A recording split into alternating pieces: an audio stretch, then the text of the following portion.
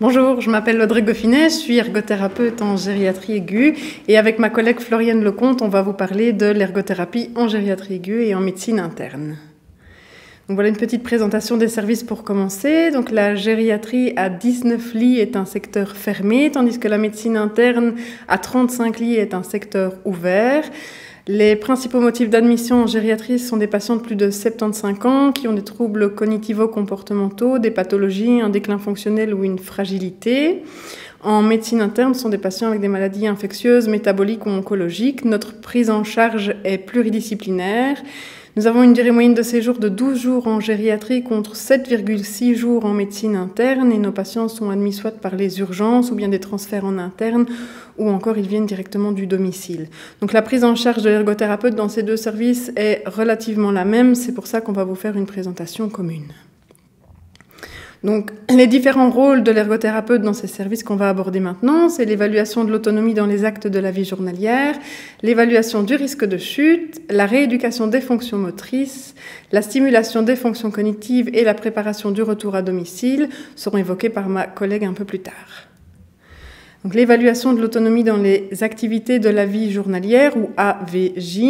Donc, on essaie de réaliser assez rapidement après l'admission du patient dès que son état clinique le permet, qui nous sert à évaluer alors les capacités actuelles du patient au moment de l'hospitalisation, qu'on va pouvoir alors comparer avec les capacités antérieures et ainsi établir des objectifs de rééducation pour savoir ce qu'on va pouvoir récupérer et espérer atteindre pour le patient.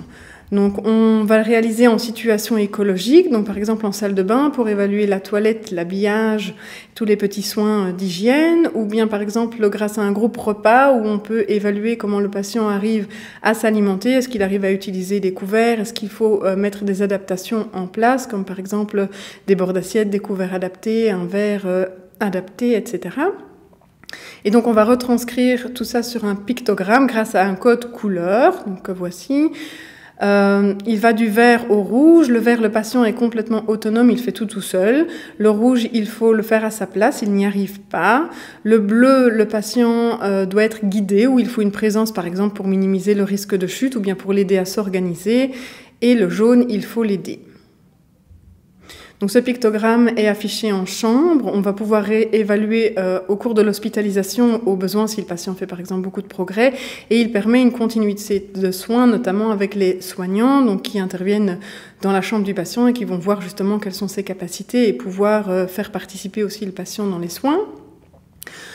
Aussi avec la famille, donc par exemple s'ils veulent promener un patient dans le couloir, ils peuvent voir, ben oui, il est capable, ou il faut l'aider, il faut faire comme ci ou comme ça avec leurs proches. Et on va aussi le transmettre au réseau de soins ou aux différentes institutions où le patient ira après l'hospitalisation pour permettre justement cette continuité de soins. Donc un autre rôle, c'est l'évaluation du risque de chute. On va commencer par identifier les différents facteurs de risque. Tout ce qui est par exemple facteur personnel, donc les pathologies aiguës ou chroniques que le patient peut présenter, les troubles de l'équilibre et de la marche, est-ce qu'il a des déficits sensoriels, une hypoacousie, des choses comme ça, les différents facteurs comportementaux, donc est-ce que le patient présente des activités à risque, par exemple est-ce qu'il monte sur une échelle ou au contraire il est plutôt sédentaire, il ne bouge déjà pas beaucoup avant, est-ce qu'il consomme de l'alcool, est-ce qu'il a beaucoup de médicaments, est-ce qu'il est déjà tombé, est-ce qu'il a encore peur de tomber. Et puis, on va également rechercher tous les facteurs environnementaux, donc directement dans l'environnement du patient. Est-ce que les chaussures sont adaptées? Est-ce qu'il y a des obstacles? Est-ce qu'il y a une aide technique? Est-ce qu'elle est bonne, pas bonne? Est-ce que les lumières sont suffisantes? Le mobilier est-il adapté? Est-ce qu'il y a un sol glissant, des animaux domestiques, etc. On va également réaliser un testing, donc en situation écologique, tout simplement dans la chambre du patient, on va observer comment il se déplace, est-ce qu'il utilise une aide technique, est-ce qu'il met ses chaussures, est-ce qu'il allume la lumière. On va également, tout en se déplaçant avec le patient, réaliser ce qu'on appelle le Stop Walking When Talking Test, c'est-à-dire qu'on va lui poser des questions ouvertes. Si le patient doit s'arrêter systématiquement pour nous répondre à la question, ça veut dire qu'il présente déjà un risque de chute supplémentaire. On réalise également des bilans qui sont le Time Up and Go et le Tinetti. Le Time Up and Go est un test chronométré qui nous permet d'évaluer la vitesse de marche du patient sur une distance de 6 mètres. Le Tinetti nous permet d'évaluer l'équilibre et la marche. Et le scoring va nous permettre de savoir si le risque de chute est faible, modéré ou sévère. Grâce à ça, on va alors pouvoir passer à la rééducation des fonctions motrices. Donc on va avoir des objectifs qui sont fixés en équipe pluridisciplinaire. Donc on réalise chaque semaine un staff dans chaque service. Donc on va fixer des objectifs grâce notamment aux différentes évaluations qu'on a réalisées avant, donc que ce soit dans les AVJ, les évaluations de chute, etc. On va fixer ces objectifs en lien avec le projet du patient. Donc ça va changer en fonction de s'il rentre à la maison ou de si il va être placé ensuite dans une institution ou autre. Ces objectifs seront également en lien avec ses capacités antérieures, puisque c'est ce qu'on va vouloir atteindre, et en fonction de son évolution clinique.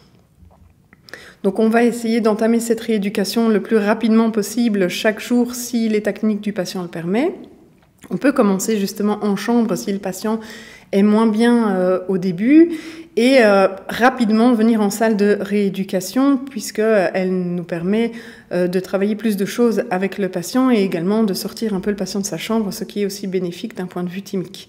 Donc on travaille en étroite collaboration avec des kinés, on travaille aussi en lien avec l'équipe pluridisciplinaire, donc comme je l'ai dit avant, c'est vraiment important qu'on puisse collaborer avec les soignants qui travaillent également avec les patients au quotidien et en lien avec les familles. Donc ce qu'on va travailler, c'est au démarrage, on va regarder le positionnement et la prévention du risque d'escar, notamment si le patient est alité, il ne peut pas encore se lever rapidement. Sinon, on va entamer directement avec les transferts, donc comme vous voyez sur les photos d'une dame qui va passer de assis à debout grâce à son relateur. On va travailler la marche et les différentes aides techniques, que ce soit celles que le patient était habitué d'utiliser ou bien celles que nous, on va mettre en place avec le patient. On va travailler l'équilibre, notamment ici, vous voyez, dans les barres parallèles ou bien les escaliers, d'autant plus si le patient en a à la maison, il va devoir les réaliser. On travaille également le renforcement musculaire, l'amplitude articulaire, l'entraînement à l'effort, l'endurance, et tout ça grâce à notre salle de rééducation où on a pas mal d'appareils qui nous aident justement dans ces objectifs. On peut également travailler le relevé de sol. Donc, si un patient est tombé à la maison, qui n'a pas réussi à se relever et qu'il a les capacités fonctionnelles et cognitives pour pouvoir le faire, on va pouvoir lui expliquer la méthode à appliquer si malheureusement il devait chuter à nouveau. Voilà, je vais passer la parole à ma collègue Floriane Lecomte pour la suite de la présentation. Bonjour à tous, donc moi je suis Floriane Lecomte, je suis ergothérapeute en gériatrie et en médecine interne. Donc moi je vais vous parler de la stimulation des fonctions cognitives. Donc on peut réaliser soit en individuel, soit en groupe de plusieurs patients. En général on choisit des patients avec un niveau cognitif à peu près équivalent. Les objectifs de la stimulation des fonctions cognitives, c'est de conserver le lien social qui est souvent limité à cause de l'hospitalisation, de stimuler les capacités résiduelles des patients pour qu'ils puissent les utiliser dans les activités de vie quotidienne, et aussi d'évaluer et de rééduquer les praxis, par exemple les praxis au repas avec l'utilisation de la fourchette, du couteau, ou également avec des activités comme le coloriage, la peinture pour l'utilisation d'outils. Donc les moyens qu'on utilise, on utilise les 3 grandes activités de l'ergothérapeute, donc les soins personnels, la productivité et les activités de loisirs. On s'occupe également de la préparation du retour à domicile. Donc le retour à domicile qui est en lien avec le projet qui a été défini en équipe pluridisciplinaire, que ma collègue vous a présenté tout à l'heure par le staff, et en collaboration avec les autres professionnels qui gravitent autour du patient.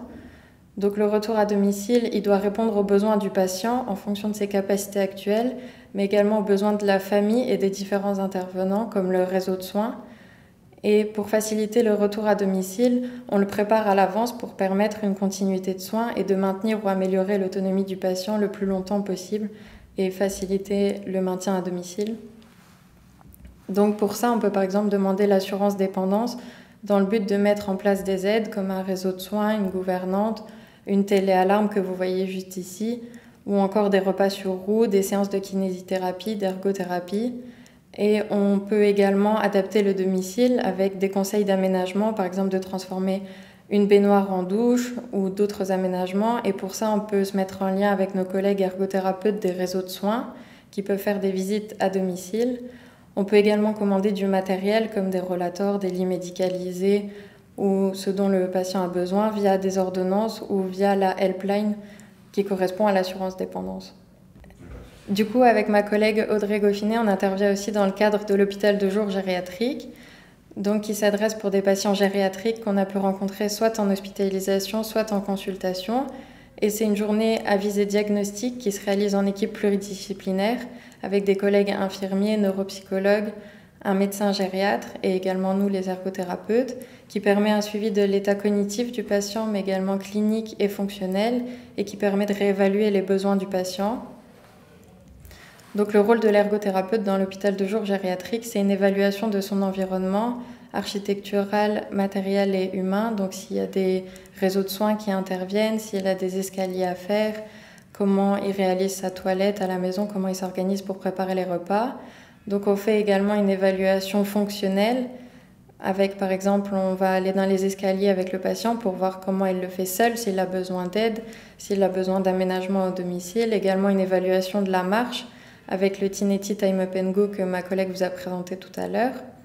Et grâce à ces deux évaluations de l'environnement et fonctionnel, on va réaliser des préconisations, donc soit en aide humaine, par exemple la majoration du réseau de soins, aussi des séances de kiné. On peut aussi préconiser des aides matérielles, par exemple la mise en place d'un rollator, d'une téléalarme ou autre. Et on peut également leur préconiser de faire des démarches administratives, l'instauration de l'assurance dépendance, des demandes de placement préventive si besoin. Donc maintenant pour conclure, on voulait seulement préciser que l'ergothérapeute fait partie intégrante de l'équipe pluridisciplinaire et qui s'inscrit dans un partage de connaissances à la fois théoriques et à la fois pratiques et que notre expertise, elle favorise une prise en charge plus qualitative et globale du patient. On vous a ici mis une citation qui représente pour nous assez bien la prise en charge en ergothérapie. Donc c'est une citation de Ptahhotep, qui est un vizir égyptien.